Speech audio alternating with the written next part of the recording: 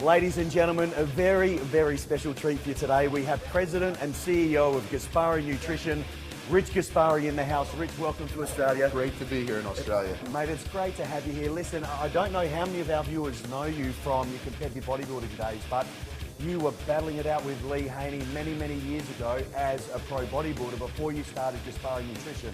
Now, something that I realised, because you were the main guy in the magazines when I started bodybuilding, you know, many years ago. I don't mind saying either, Rich, I'm comfortable to say that. Yeah. But something that was very, very obvious to me, even as a young bodybuilder, you didn't have the fantastic genetics. And you built this physique that pushed Lee Haney all the way. And you were top 1 or 2 bodybuilder in the world. You were the most muscular bodybuilder in the world with not great genetics. Now, what struck me was obvious back then, even more obvious now with the success of Gaspari Nutrition. Your work ethic is extraordinary. Can you please tell us a little bit about yourself personally as far as your background?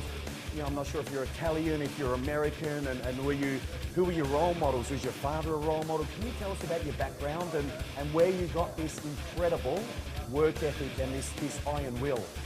Well, I'm an Italian American. My father immigrated from Italy, from Canada, because he wanted to go into the United States.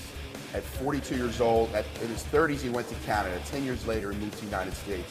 When he moved to Canada, could he speak English? Because No, he didn't speak any English. Nothing. Wow. Went with like $5 in his pocket. Wow.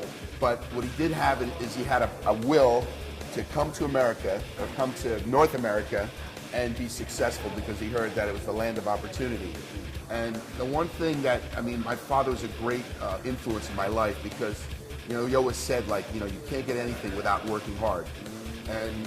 And I saw how hard my father worked. He was a mason, he was a bricklayer. Yes. So I come from a blue collar family, and I saw how hard he worked. And there's something, here's a person that didn't speak English, came to a country, a foreign land, already in his 30s, and then coming to America in his 40s, starting all over again, and building actually a pretty well empire for himself, you know, rental properties. You know, he did very, very well, but I saw how hard he worked. And he always said to me, if you work hard, you'll get what you want. He goes, I came to America for you, so that you have an opportunity to be even better. And I always listened to that, and that's what I took that opportunity, and I just went with it.